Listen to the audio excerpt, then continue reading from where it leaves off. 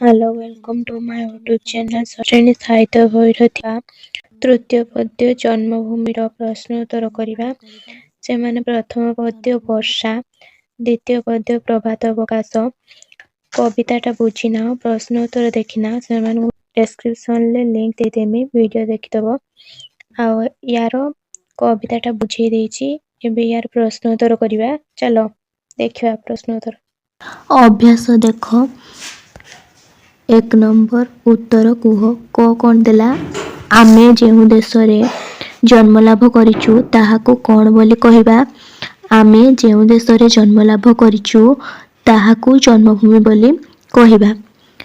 ख देख कोन देला जीवन धारण करिबा पई जन्मभूमि हमकू कोन दिए जीवन धारण करिया पई जन्मभूमि हमकू फल ओ शस्य प्रदान करे ताहार वायु आम निश्वास प्रश्वास रे प्रभावित हुए ताहार स्निग्ध स्वच्छ जल रे हमर शस दूर हुए।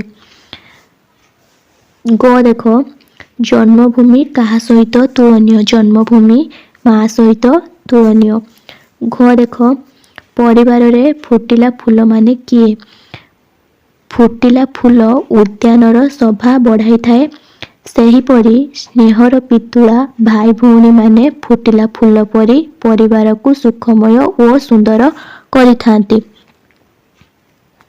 ओ देख मणि ओ मुकुता केउठी साइता होई रहिछि आम देश रे अनेक खनिज संपद भरपूर होई रहिछि आम देश रे खनि मानंकरे मणि ओ सागर मानंकरे मुकुता साइता होई रहिछि। जो देख कौन देला जन्मभूमि प्रति आमर की कर्तव्य रही जन्मभूमि आमर जननी परी जन्मभूमिर गौरव रक्षा तथा देशवासी सेवा करिबा आम जीवनर परम कर्तव्य हेबा उचित। केउ मानक नाम लोक मुखरे काले काले रहे जेउ महापुरुष माने निज देशर मंगल पाई आपनार शरीर को दान करिसंती निजर सुख शांति घर परिवार भूली भिक्षा थाल धरी घर घर बुलछंती एपरी कि लोकंकर मंगल पाई बहु कष्ट सहिचंती सेमानंक नाम लोक मुखरे काल काल रहे।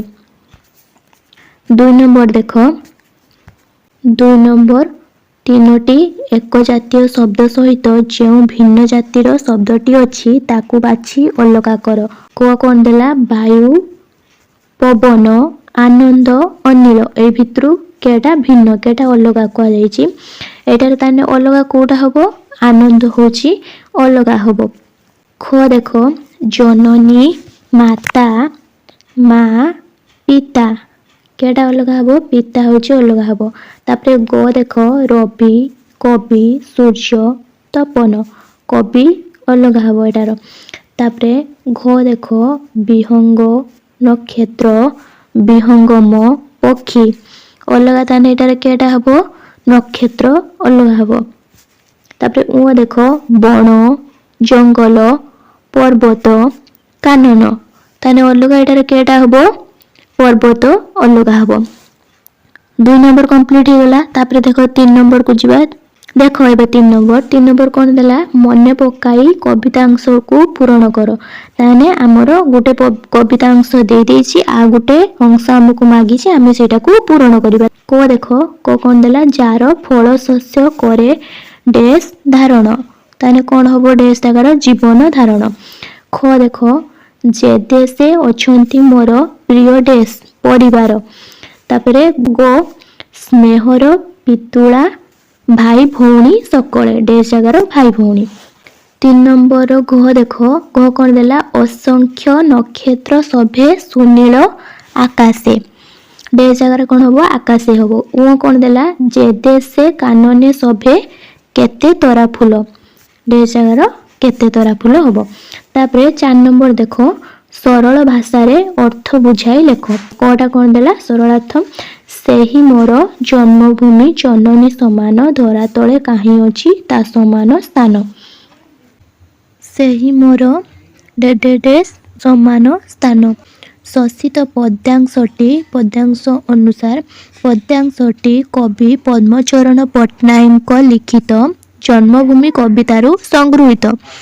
ଏଠାରେ କବି ଜନ୍ମଭୂମିର ପରିଚୟ ପ୍ରଦାନ କରିବା ସହିତ ତା ସହିତ କେହି ତୁଳନୀୟ ନୁହନ୍ତି ବୋଲି ଉଲ୍ଲେଖ କରିଛନ୍ତି। କବିତାର ପ୍ରାରମ୍ଭିକ ପର୍ଯ୍ୟାୟରେ ଜନ୍ମଭୂମିର ପରିଚୟ ପ୍ରଦାନ କରିବାକୁ ଯାଇ କବି କହିଛନ୍ତି ଯେ ଯେଉଁ ଦେଶରେ ମୁଁ ଜନ୍ମଗ୍ରହଣ କରିଛି, ଯାହାର ପବନ ମୋର ନିଶ୍ୱାସ ପ୍ରଶ୍ୱାସରେ ବହୁଛି, ଏପରିକି ଯେଉଁ ଦେଶର ରବି କିରଣ ଓ ଉତ୍ତାପ ଦେଉଛନ୍ତି, ତାହା ମୋର ଜନ୍ମଭୂମି। ଯାହାର ସୁଶୀତଳ ସ୍ୱଚ୍ଛ ଜଳ ପାନ କରି ମୋର ଶୋଷ ଦୂର ହେଉଛି, ଯାହାର ଫଳ ଓ ଶସ୍ୟ ଖାଇ ମୁଁ ଜୀବନ ଧାରଣ କରୁଛି, ଏପରିକି ଯାହାର ବକ୍ଷ ଦେଶରେ ମୁଁ ସର୍ବଦା ଚଲାବୁଲା କରୁଛି, ସେହି ଦେଶ ମୋର ଜନ୍ମଭୂମି ପରି। ସେ ମୋର ଜନ୍ମଭୂମି। ଏ ପୃଥିବୀରେ ତାହା ସହିତ ସମାନ ହେଲା ପରି ସ୍ଥାନ ଆଉ କେଉଁଠି ନାହିଁ। ବାସ୍ତବରେ ଜନନୀ ତୁଲ୍ୟା ଜନ୍ମଭୂମି ସହ କେହି ସମାନ ହୋଇପାରିବେ ନାହିଁ। 4 ନମ୍ବର ଖ ଦେଖ, ତାହା ଲାଗି ଶରୀରର ରକ୍ତବିନ୍ଦୁ ଦାନ ଯେ ନ କରେ କୃତଘ୍ନ ସେ ପଶୁର ସମାନ। ଉତ୍ତର ଦେଖ, ତାହା ଲାଗି ପଶୁର ସମାନ। ଶୋଷିତ ପଦ୍ୟାଂଶଟି ପଦ୍ୟାଂଶ ଅନୁସାର ପଦ୍ୟାଂଶଟି କବି ପଦ୍ମଚରଣ ପଟ୍ଟନାୟକଙ୍କ ଲିଖିତ ଜନ୍ମଭୂମି କବିତାରୁ ସଂଗୃହୀତ। ଏଠାରେ ଜନ୍ମମାଟି ପାଇଁ ଯିଏ କିଛି ତ୍ୟାଗ ନ କରେ ସେ କିପରି କୃତଘ୍ନ ପଶୁତୁଲ୍ୟ ବିବେଚିତ ହୁଏ, ତାହା ବର୍ଣ୍ଣନା କରାଯାଇଛି। ପ୍ରତ୍ୟେକ ମନୁଷ୍ୟ ଜନ୍ମଭୂମିର ଅନ୍ନ ଜଳ ଖାଇ ଆପଣାର ଶରୀରକୁ ଜୀବିତ ରଖନ୍ତି। ସେହି ମାଟି ମା'ର ପରିଚୟରେ ଅନ୍ୟ ନିକଟରେ ପରିଚିତ ହୁଅନ୍ତି। ତାର ଗୌରବରେ ସେମାନଙ୍କର ସୁଖ ସୌଭାଗ୍ୟର ଉଦୟ ହୁଏ। ତାର ପତନରେ ସେମାନଙ୍କର ପତନ ଅବଶ୍ୟମ୍ଭାବୀ ହୋଇପଡ଼େ। ଅବଶ୍ୟ ମାନେ ନିହାତି ତାର ପତନରେ ତାଙ୍କର ମଧ୍ୟ ପତନ ହୋଇଯିବ ବୋଲି କୁହାଗଲା। ସେହି ଜନ୍ମ ମାଟିର କଥାକୁ ଦୂର ଦେଶରେ ଥାଇ ମନେ ପକାଇଲେ ମନଟା ଗଳେଇ ଘାଣ୍ଟି ହୁଏ।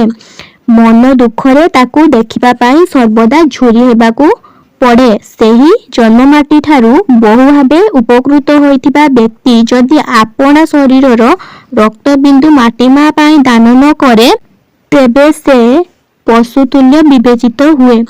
ତାକୁ କୃତଘ୍ନ ବୋଲି କୁହାଯାଏ। ଜନ୍ମମାଟି ପ୍ରତି ସର୍ବଦା କୃତଜ୍ଞ ହୋଇ ରହିବା ଉଚିତ।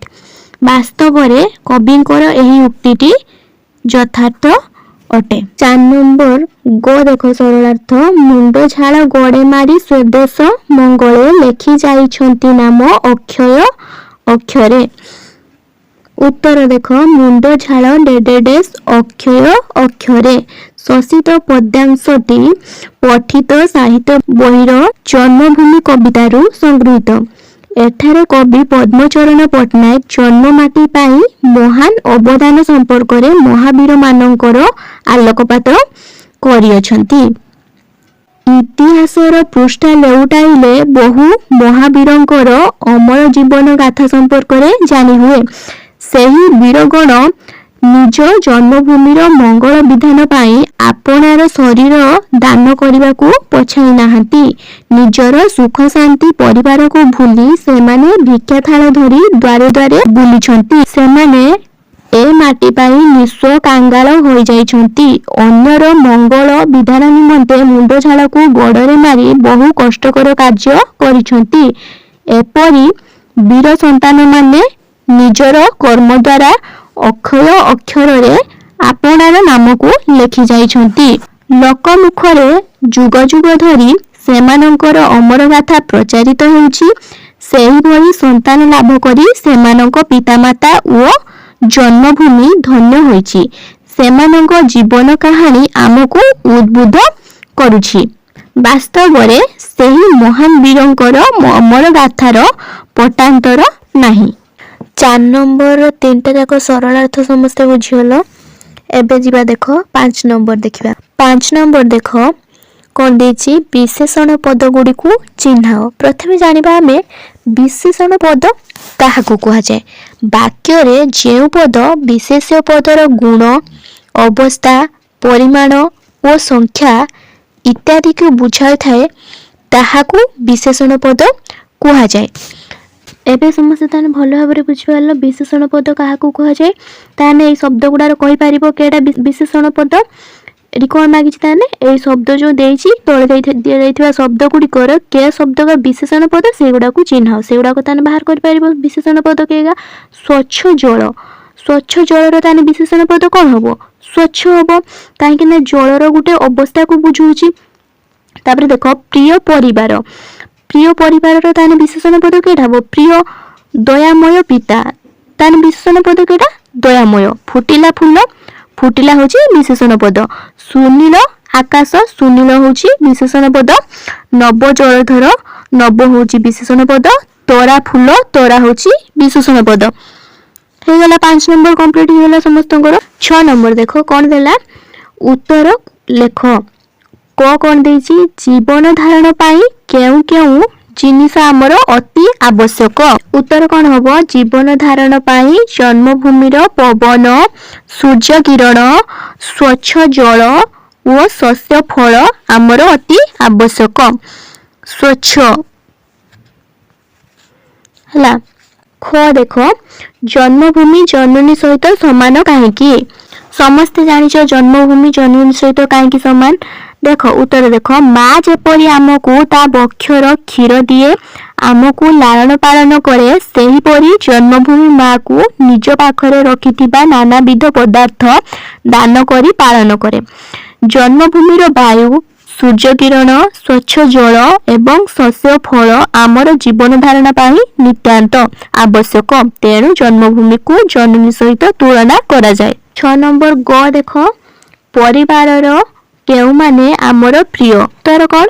ପରିବାରର ସମସ୍ତଙ୍କ ପାଇଁ ଖୁବ୍ ଆପଣାର। ପରିବାରରେ ଦୟାମୟ ପିତା, ସ୍ନେହମୟୀ ଜନନୀ ଓ ସ୍ନେହର ପିତୁଳା ଭାଇ ଭଉଣୀ ଆମର ଅତି ପ୍ରିୟ ଅଟନ୍ତି।